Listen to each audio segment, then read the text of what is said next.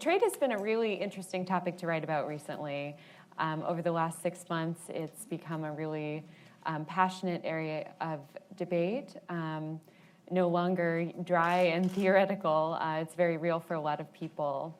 And I mean, these are exciting times. Times of change are always interesting for reporters. And from what I've seen, it's kind of a bonanza in DC as well for trade lawyers and lobbyists. But for companies, it is a time both of opportunity but also of great risk, the very real risk of a trade war or of changing trade agreements that might affect supply chains, and of course of policy uncertainty that is bringing investment and other company decisions into question. So I have with me here to talk about these issues 3 distinguished panelists. To my right is Ray Fogarty, the director of the Chafee Center for International Business at Bryant University. Then we have Michelle Drew Rodriguez, manufacturing leader at the Deloitte Center for Industry Insights. And on the right is Mario Ribello, managing director of government relations for Lenovo. So Ray, I'd like to start with you. We've heard a lot recently about the rising trend towards protectionism globally. I know you look very closely at international trade statistics in your work. So I'd like to ask you, what does the data on international trade tell us about the real progress of protectionism around the world? I mean, we hear a lot about this rising trend, which has propelled both the election of President Trump, incidents like Brexit. But on the other hand, we also have new trade agreements being signed, a new trade agreement just last week between the EU and Japan in principle, and Japan going ahead with TPP meetings today. What do you see as the broad trend for trade in the future? Well, I think businesses are looking for free and fair trade, as the president's policies have stated as far as the campaign. I think one of the things we have to be aware of is that the G20 came out and made a definitive statement that they are not for protectionism. So regardless, the administration, as well as all the 20 leading countries, have now been on record through the G20 process last week. And I think that's an encouraging sign. I also think that from a political standpoint, it's a checklist. So the president has checked that off as one of the things he promised, that under the Free and Fair Trade Act, as far as what he was considering, is now it has to be to the advantage of whichever. So he has left himself and the United States a way to go back to the trade agreements very specifically to rewrite some of the things that have happened over the years.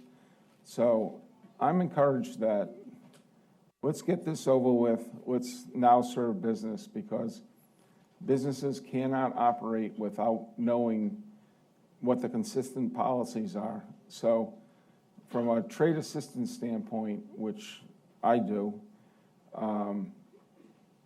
companies that I talk to, they want to be able to set up policies that are consistent with what they'd like to do for business expansion. So I'm encouraged that he's checked it off his list, and it's just happened last week. I think it's still a little bit young to absorb that, because while it sounds simplistic to be anti-protectionist, I think global trade is very important, not to be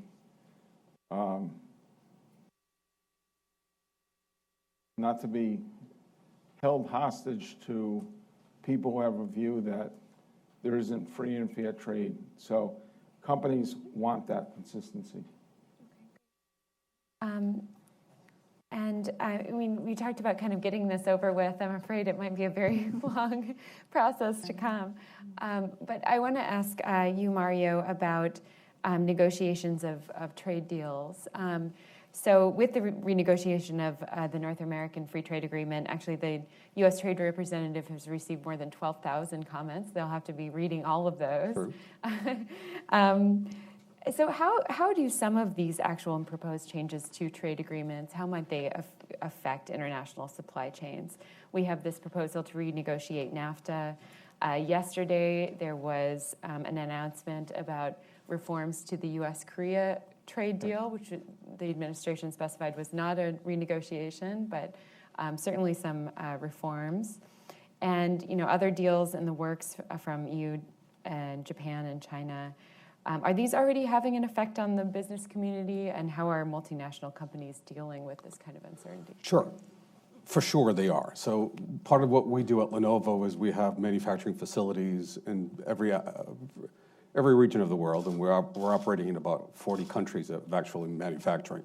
However, we always look at the U.S. policy as sort of a key indicator, because what happens here will dictate what happens elsewhere around the world, whether it be China, whether it be EU, whether it be South America, Eastern Europe. So the U.S. policy positions, or sort of the lack of clarity of what direction the U.S. is going in, other than being more protectionist, is having ripple effects across every aspect of our operation, our industry in particular, and how other countries are sort of positioning either to take advantage of opportunity that the U.S. is creating for them, or many countries are sort of in a holding pattern in terms of coming up with their own policy until they see what is it that the U.S. is going to dictate as policy. So this uncertainty, or this period of waiting for clarity, is actually forcing us to slow down, not only in our industry, but we're seeing this across the board, where we're holding to make decisions until we have clarity on what is the policy, whether it be tariffs, whether it be work requirements with respect to workers moving from country A to country B that are skilled, that can resource the needs of the company. So in general, we welcome the discussion around trade policy, but at the same time, like Ray says, the sooner they're able to resolve these issues or bring clarity, I think the sooner the industry as a whole would be able to move forward and make decisions once we understand what the policy is, or what the tariff is going to be, or what the requirements, the regulatory requirements. Until then, I can say that we're in a holding pattern of where to make investments, making investments, or even increasing productivity, because it's just not clear what the policy is that will benefit the manufacturing process in particular. Great. Okay. Well, I'd like to ask you all of you, much more about that uncertainty and how that is affecting global businesses now. But first, Michelle, I know in a lot of your work at Deloitte focuses on manufacturing competitiveness internationally. Mm-hmm. And as the Trump administration is looking to improve America's manufacturing capacity and renegotiate some of these trade deals to boost manufacturing exports and other exports as well, what kind of lessons do you see looking around the world? What countries are rising in their competitiveness, and what can the U.S. learn from their examples? Yes, I think it's been really interesting to study the global manufacturing competitiveness landscape. It's very dynamic. It's ever changing. And we've conducted a study since 2010 called the Global Manufacturing Competitiveness Index, in which we ask global manufacturing CEOs and executives around the world. Over 500 responded in the last initiative that we conducted last year to really assess which countries are most competitive from a manufacturing perspective. What are the key drivers of global manufacturing competitiveness index, global manufacturing competitiveness? And what our 2016 Global Manufacturing Competitiveness Index indicated is that there's a rising in the advanced manufacturing nations. So it's kind of a back to the future story in which the US, Germany, Japan, countries that have a strong foundational manufacturing base, those countries that have invested vigorously in the innovation ecosystem, we're really seeing that pay off, according to global manufacturing executives. And they have, once again, indicated that talent is the number one driver of global manufacturing competitiveness index. So we have seen, the skills gap issue. I know it was talked in previous panels. We do a lot of research around talent and how to address the skills shortage, both in the U.S. and abroad. So, I think there's lessons from other countries, other nations, whether it's apprenticeship programs, whether it's different pathways in terms of manufacturing careers that could be, built upon in the U.S. and furthered. So I'd say a strong focus on talent and technology and innovation would really, benefit all American manufacturing. Mm-hmm. What kind of policies more specifically? You mentioned a few, apprenticeships, Mm-hmm. but just to get more concretely into policy, we're seeing the Trump administration float some of these ideas for apprenticeship and other programs. Mm-hmm. What do you think would be, the best things that could be done to increase manufacturing competitiveness in the U.S.? And I'll open this up to other panelists as well. Sure. If you'd like to I'll comment. take a short stab, and Sure. would love to hear from the other panelists as well. But I'd say, there are, cross-party issues that are top of mind when you talk about infrastructure, when you talk about taxes. Having, to your point, having clear and concise and stable policy. I think more than any one individual policy, I think just lessening the uncertainty overall and making some clear and distinct choices would benefit all manufacturers. I think more in a lot of the interviews that I conduct, more than any one particular policy, they say, broad brush. If we can start making policy decisions, past the election cycles, if we can have a clear and concise and stable policy landscape, that will increase American competitiveness and help attract foreign domestic investments overall. So would love to get your perspectives there. I would agree with that. And just looking at it from a U.S. perspective, so we're currently in the marketplace making some decisions whether or not we're going to locate or expand our manufacturing footprint. And we have manufacturing here in the U.S., in North Carolina. The other piece of clarity that I think would also be very helpful for the U.S. is right now you have 50 states that are competing against each other, trying to undermine their incentives or inducing companies to come to their state. So we're competing against ourselves. I think that having a policy framework clear at the federal level that addresses the multilateral, bilateral issues between countries, but more importantly, working with the states to establish more of a consistency or more consistent policy, so from state A to state B, I think would also be very helpful. And having been in state government and having incentivized companies to come and locate in Rhode Island, it's always great to get that win, but at what cost? I know it was very expensive for us to locate or convince a number of companies to move their facilities or establish facilities when we were in state government. It's expensive. It's on an employee worker basis, trying to get that talent. But you go over to the state of Massachusetts or Connecticut, different incentives are in place.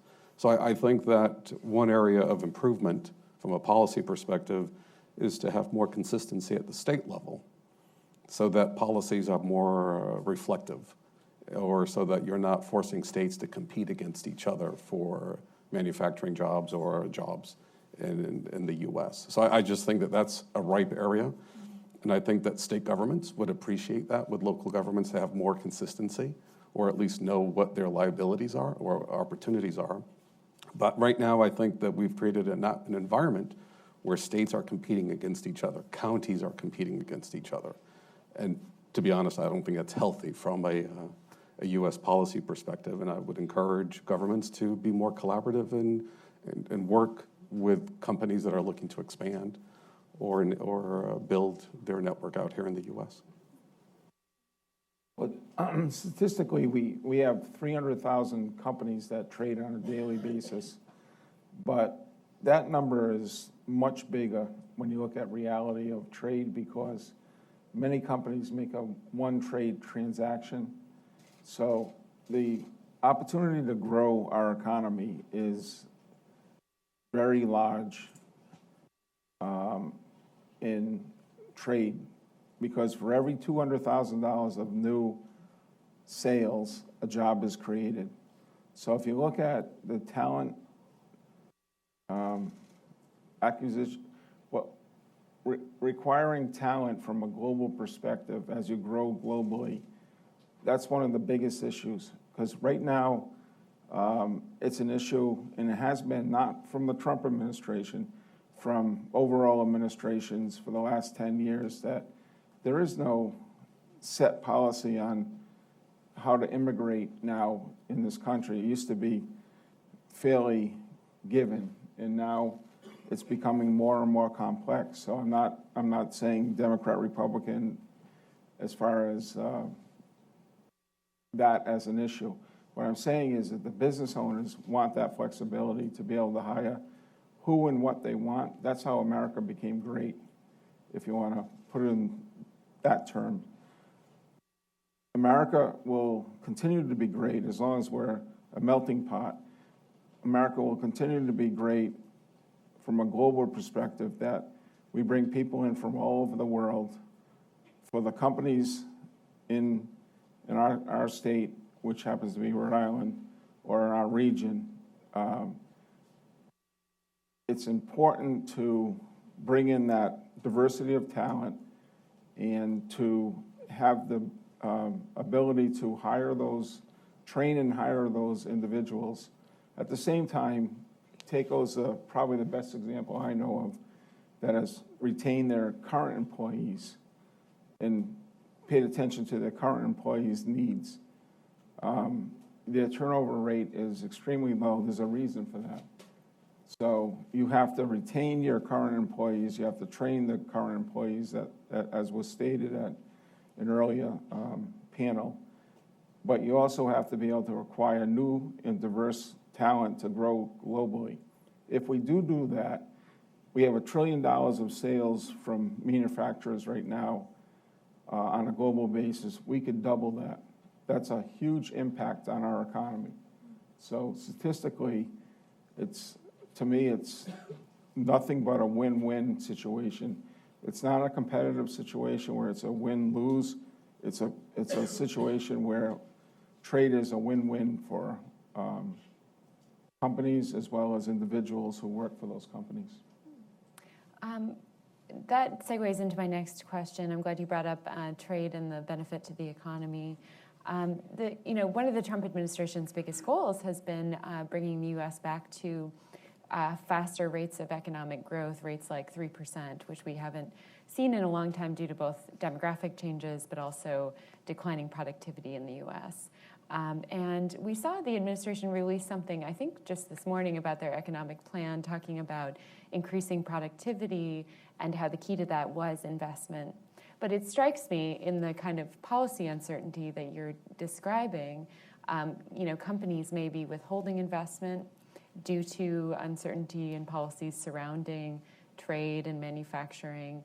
What are you seeing in your own work? Are you seeing a lot of evidence of uncertainty right now, holding decisions back?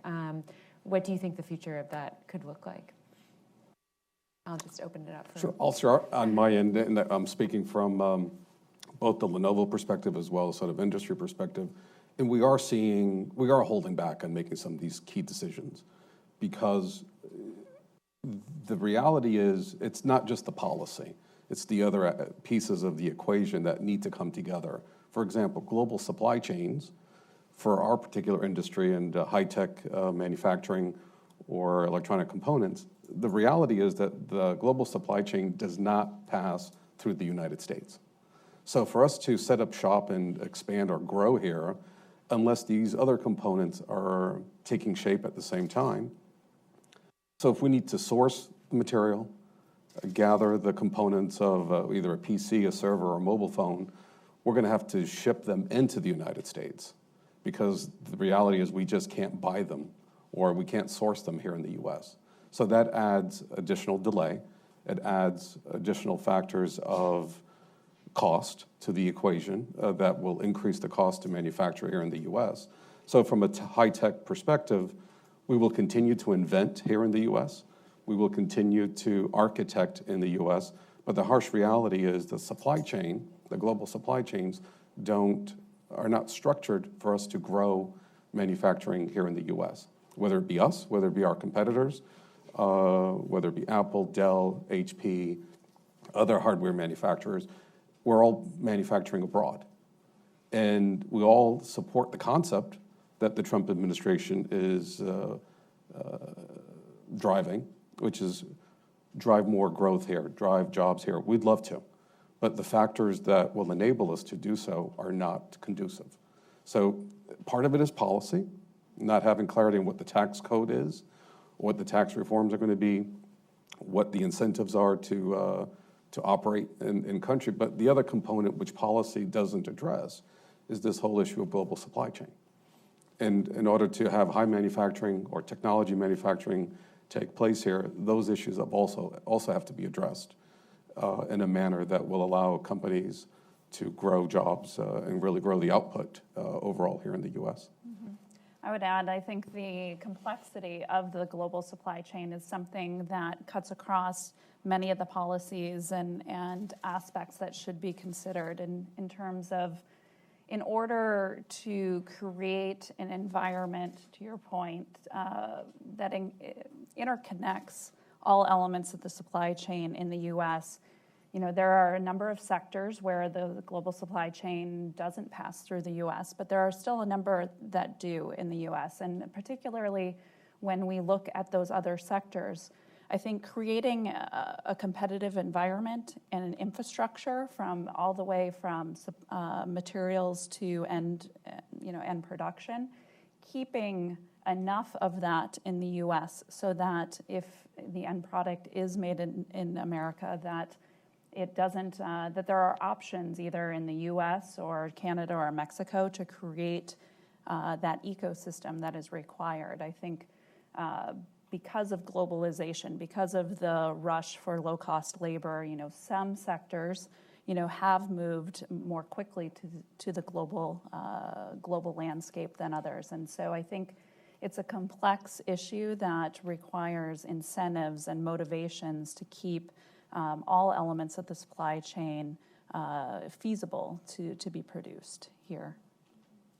And also, I'd like to bring up that in speaking with the businesses in preparation of today, some of the companies are extremely concerned about the intellectual property infringement that happens. And I don't want to give a particular country out there, but there's many countries that it's acceptable to go out and steal the intellectual property.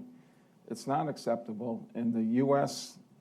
sets a standard that even though some people aren't following, they need to follow that. And if we don't become and continue to be one of the leaders, and this is the way you have to do trade, then it's going to become an issue with if we're on the sideline. We need to be involved in all these discussions and negotiations, and companies need to be very aware that it's the U.S. came from where we came from as a country, manufacturers and industrial revolution, and it's really important.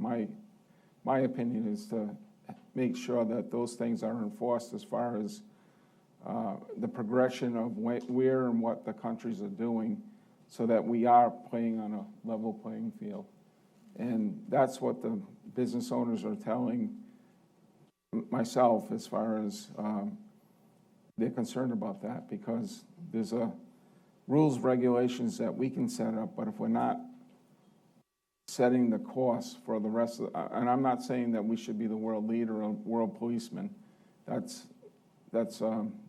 passé as far as I'm concerned as a country, but we do have a role to play there to say this is the way we do it, and this is what can happen, this is the way it should happen if you really want free and fair trade. Mm-hmm. Great. Before this, Michelle, you were talking about manufacturing as kind of thinking about manufacturing as a system of systems. Mm-hmm. And I think that's really interesting, especially with regard to the NAFTA debate, mm-hmm. Because, I've heard some economists describe this not just as the U.S. competing against China, but as the entire North American manufacturing hub competing against mm-hmm. regional hubs in Europe and in mm-hmm. Asia. Do you, is that your perception of, how business needs to be operating? And, also we were talking about the costs for companies are such that it makes sense to locate certain parts of the supply chain outside of the U.S. How do you think policy can go about bringing as much of that supply chain back to the U.S. as possible, while also not, disrupting growth and business? Sure. I think to your first point, I think it's absolutely a system of systems, and it's not a zero-sum game. I mean, we need to look at trade as beneficial both inbound and outbound, and creating an environment that supports exports and minimizing retaliatory measures, whether tariffs or other things are implemented. I think we need to create an environment that supports free and fair and enforced trade, and look at it holistically. One element that came up in our recent study, the Global Manufacturing Competitiveness Index, is that regional viewpoint that you alluded to. So by 2020, in the top 15 countries in terms of global manufacturing competitiveness, 3 of them are in North America, so Canada, US, and Mexico. For the first time ever, global executives are indicating the US will move to the number 1 global manufacturing competitiveness nation, but it's strongly supported by Mexico and Canada. So we can't look at US singularly, but as a regional hub, if you will. And there's 2 other regional hubs in those top 15. So all 15 of the top nations by 2020 fall into 3 regions, North America being 1. 2 of the nations are in Europe. So Europe, we're seeing a squeezing effect taking place. And the remaining of the top 15 are all in Asia.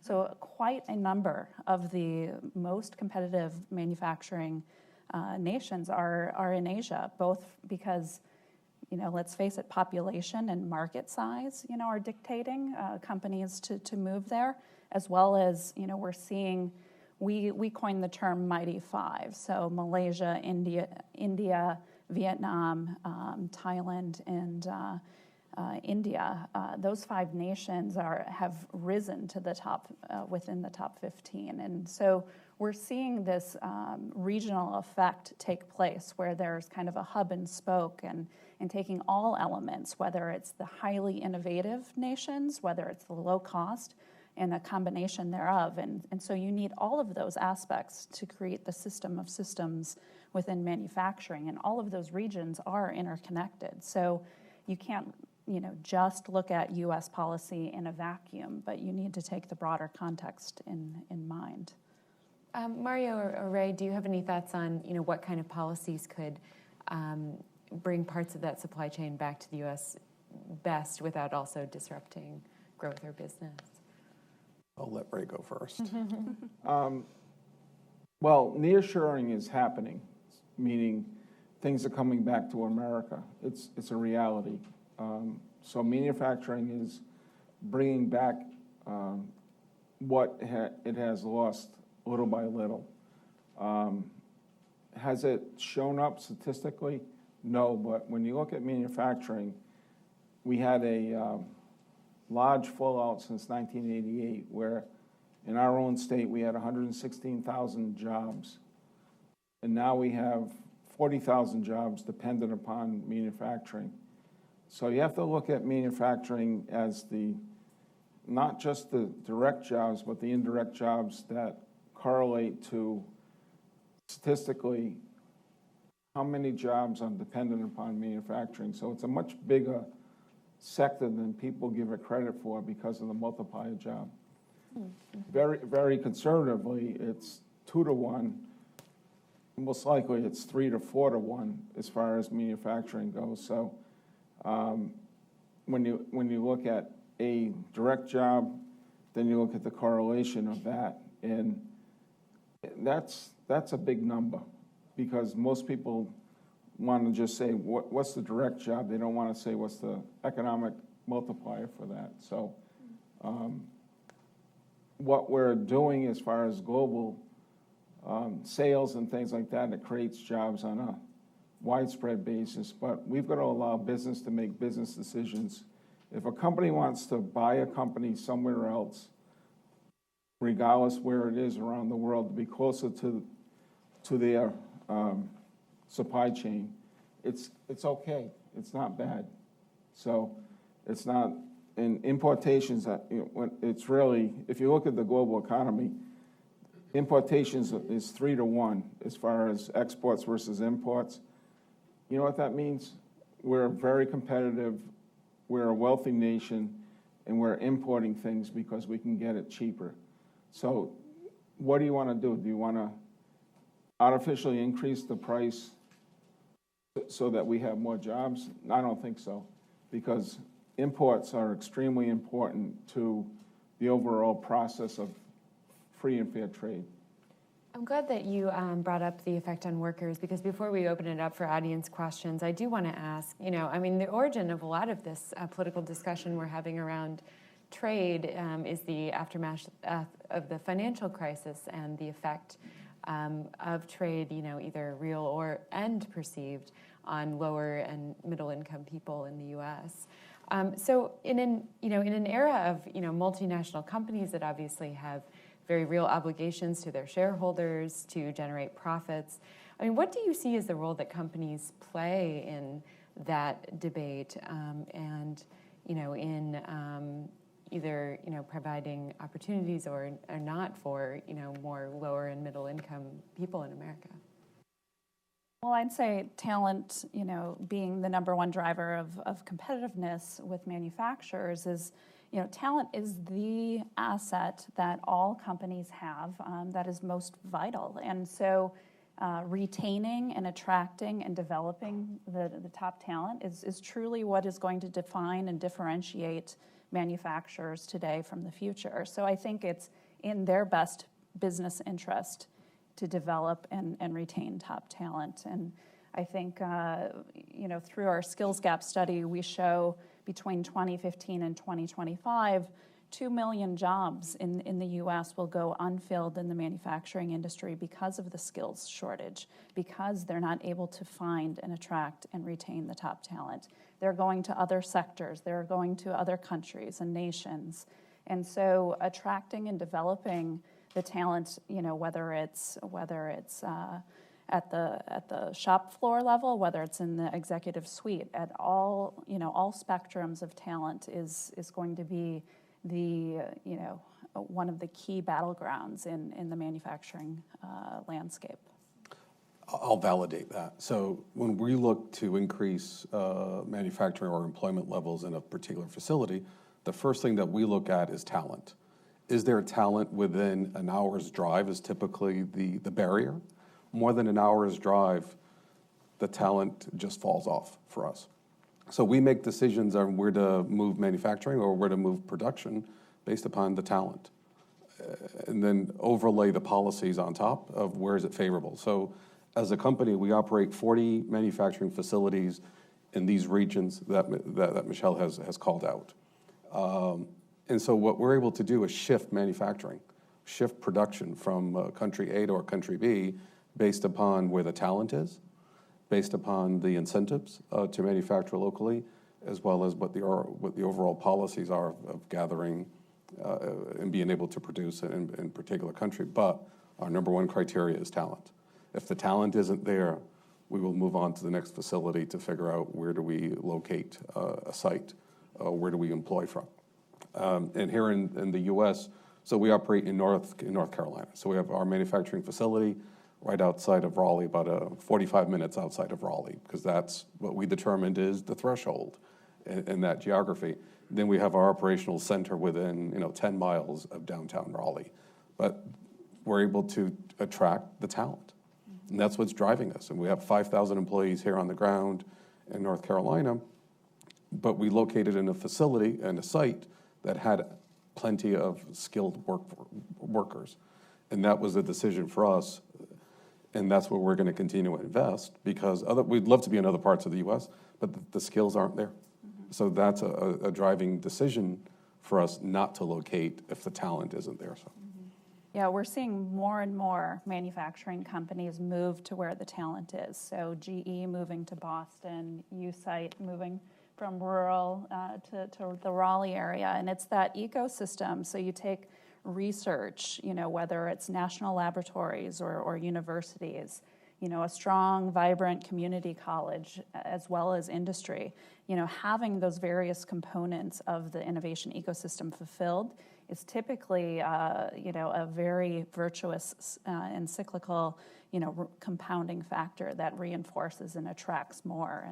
And with everything going on with urbanization and just general populations worldwide moving more to urban centers, we're seeing the businesses, follow suit as well to chase talent. Correct. And, there's been a lot of discussion around the transportation or sort of the infrastructure investments. Those are critical for us. Mm-hmm. As decision makers of where we locate facilities, where do we establish and grow our business, we always also look at the infrastructure. And there is a need to improve the U.S. infrastructure.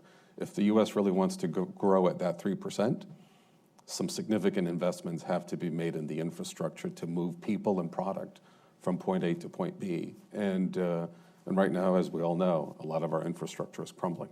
So making an investment in that and having certainty that that investment is going to take place would be another factor that would help companies make decisions on whether or not we invest to grow here in the U.S. Mm-hmm. Are there other policies that, would be would be needed to fill that gap? I know, Ray, you look at trade adjustment assistance as well. Yeah, and one of the things I'd like to say is that, I've been involved in, primarily because my wife is a high school teacher, but I've been involved in our local high school. And we have a charter school within the public high school. We have 9 different tracks. Now, one of them is manufacturing. You know what really interests students, as was said in the prior panel, is the maker mentality. Students like to make things. Young adults like to make things. They like to do something with their hands as well as their intellect. So I work at a university that sometimes, it could be looked at as a financial university because we do a lot with companies such as Fidelity. But that is a component. The other component now is we have more students that work with us. Once they see a manufacturer and what they do and how proud they feel working for them, I think that's the excitement to me, is to take that talent, get it into the workforce.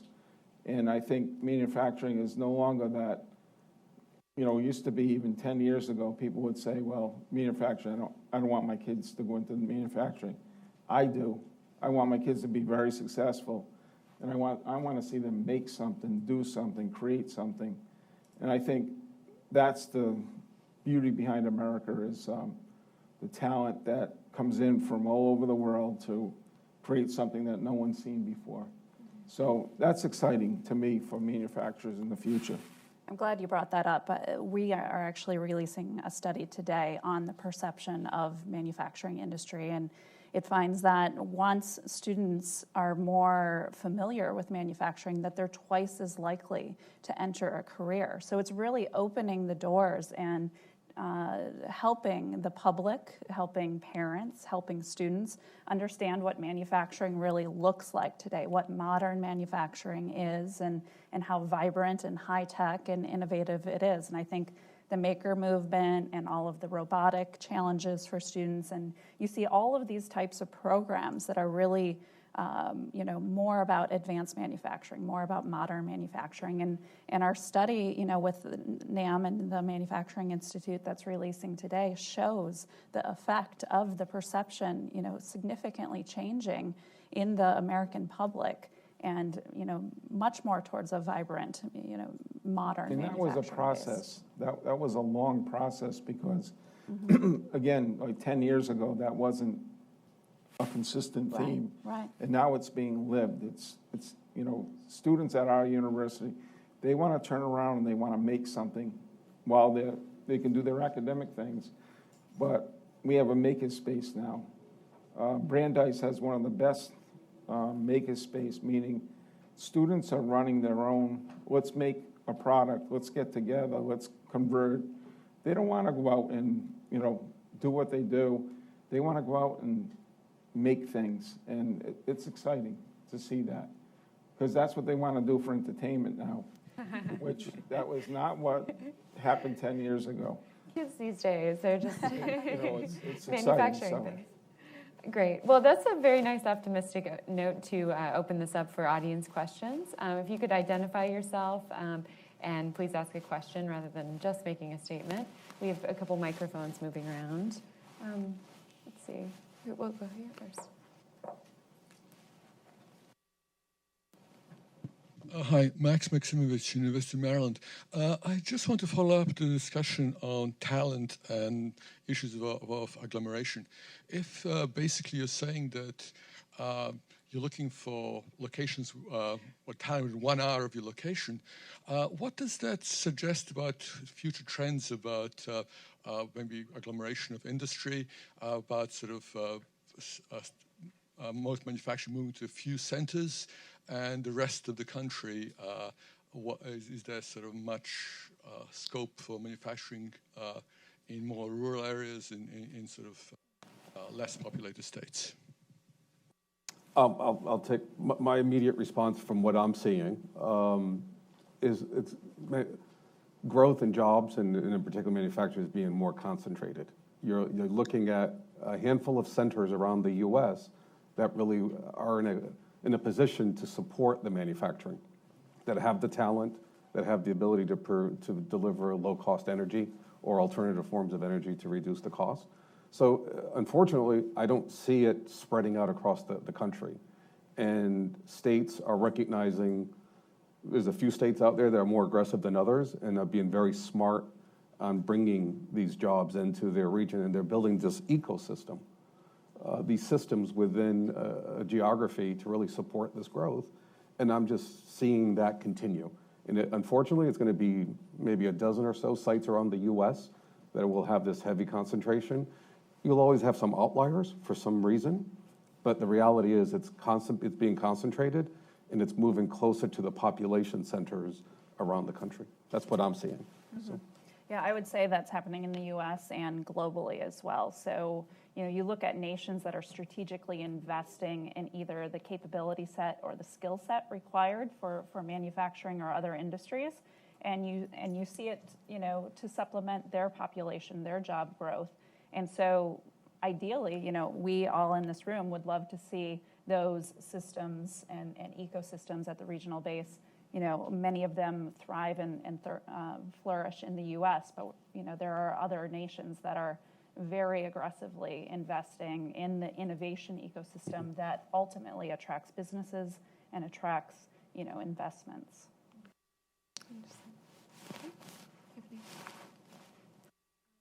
All right, let's go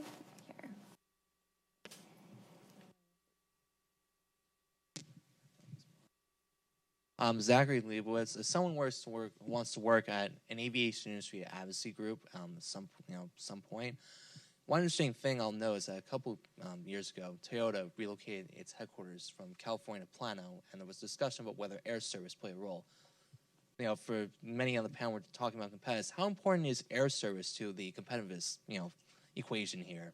Well, since that has been viewed as a very important component in major cities like New York or Washington or Chicago, Detroit, Seattle.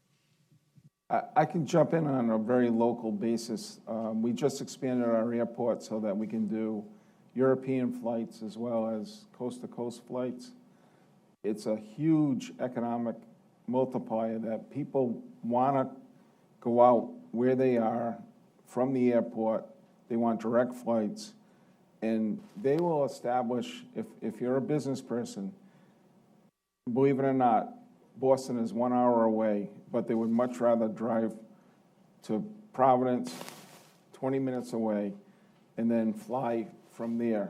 And what has happened was the effect of Norwegian Airlines coming into Providence, which we now have multiple flights going all over Europe, and it's reduced our cost, but it's also, number one, I think it's time for business owners today and business persons, and convenience as far as travel.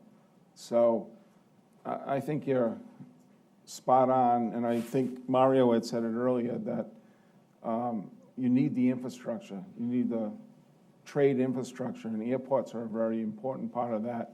Aviation's a very important part of that. So I think you're right on target. Other questions? U.S. policy on manufacturing has been basically laissez-faire, not picking winners and losers. But with today's more specific and specialized ecosystems, is there a time to change that?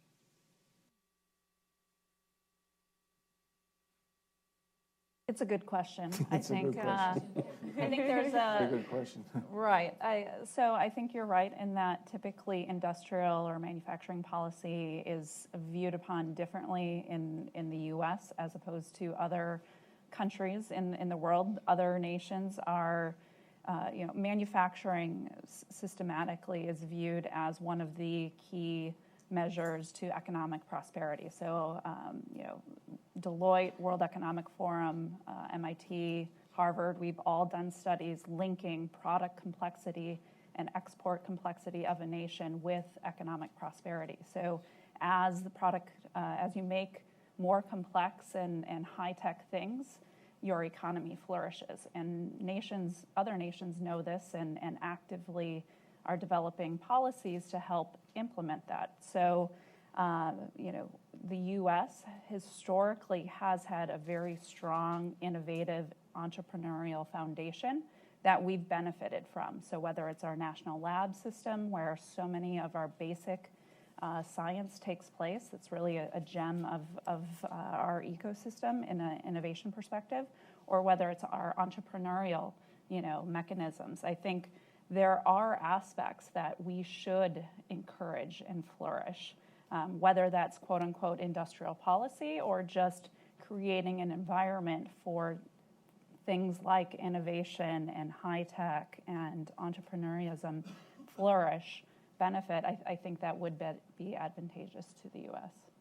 And I would like to say on innovation, it's very easy to use the term innovation. It's like entrepreneurial things of the past. Now people are using the term innovation. So I asked the question to an expert in London last September. I said, innovation is what's in the root of a company and how you extract that innovation. You don't want a 500-person company and have 400 of them be innovators, because you wouldn't be able to produce the product and get it out there. You've got to be profitable. Mm-hmm. But you definitely want to instill the innovation amongst everyone in the company so that it doesn't matter who or what level you're at, that you're part of that innovation factory in the spirit of innovation. So this gentleman who is, again, a worldwide expert, and I, at the time talking to him, I didn't really know that, but I found out pretty quick. He goes, here's the handbook on innovation. This is what you're talking about. This is what I did. This is who I collaborated with. And that was a question I was asking him. Using a buzzword doesn't mean there's going to be success, but having innovation be part of what your company is. And I think that's the beauty behind the U.S. success globally, is we have the freedom and flexibility to fail. So, I had a really good boss very early, and number one thing he said is, I'm giving you the freedom to fail. And I was young at the time, and I walked out and I said, do you want me to fail, or do you expect me to fail? No, he was saying, and I grew, what that meant to me was I can take chances without getting fired. So I embraced that. And as long as you're doing 8 out of 10, not, I did 2 really well, whatever 2 is in your job. So don't be afraid to experiment, innovate, but make sure it goes in and goes out quickly. So, that's, again, why I think manufacturing is really important for us for the future. And I've always been a supporter of manufacturing over other disciplines in business. because it's such a big multiplier on our economy, so. Great. Let's take one final question. I guess we do the lady in the back there. Thank you for a very interesting panel. My question is for Mr. Ribello. Earlier you said that that the conditions didn't exist in the United States for the supply chain for your industry to pass through the United States. I think we've all heard the example of if the Apple iPhone were produced here, it would cost $10,000. What are the factors that prevent portions of the supply chain moving back into the United States in your industry? That's a great question. Is it just wage costs was something that came up to me as you were speaking, or what are the other factors? Wage is a component, but there are other components. It's where do you source the material?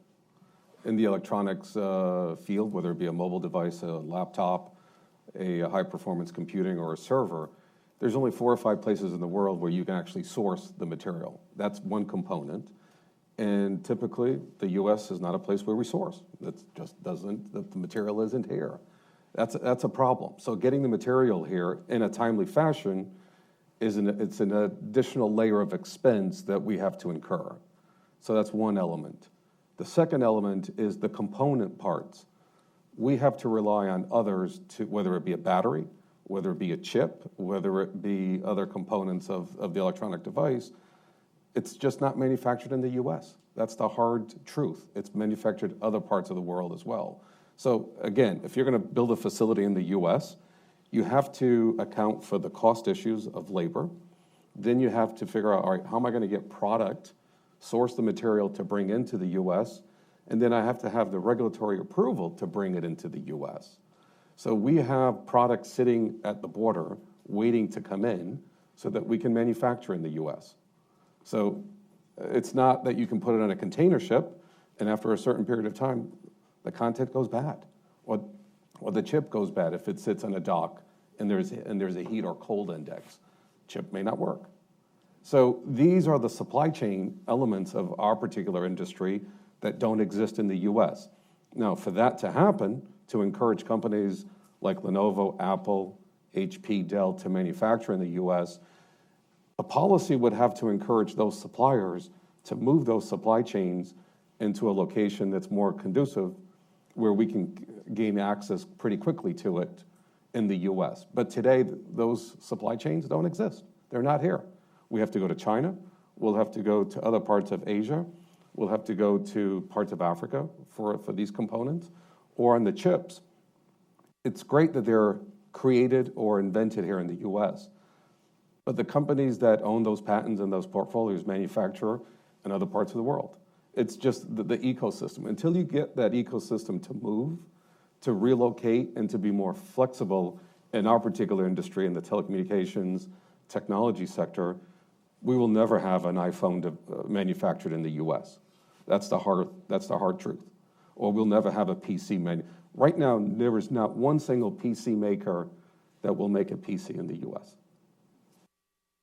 That's just, but that tells the policymakers, look at the policy that's driving those decisions.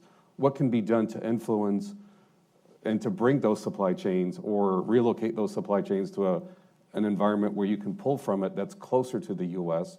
or actually through the U.S. But until that happens, the tech sector won't manufacture hardware in the U.S. It's just, we will be adding 30 to 40% more cost to that device to have it manufactured here in the U.S. The consumer, the end user, that's all of us, right? We're price sensitive when it comes to we all love our iPhone, we all love our PC and our device, but we don't want to pay a higher premium than what we're paying today. And so that becomes a key factor of not to manufacture in the U.S. Great. Well, I think we're out of time. Thank you so much for coming to the panel today. I hope you enjoy your afternoon on this very balmy day.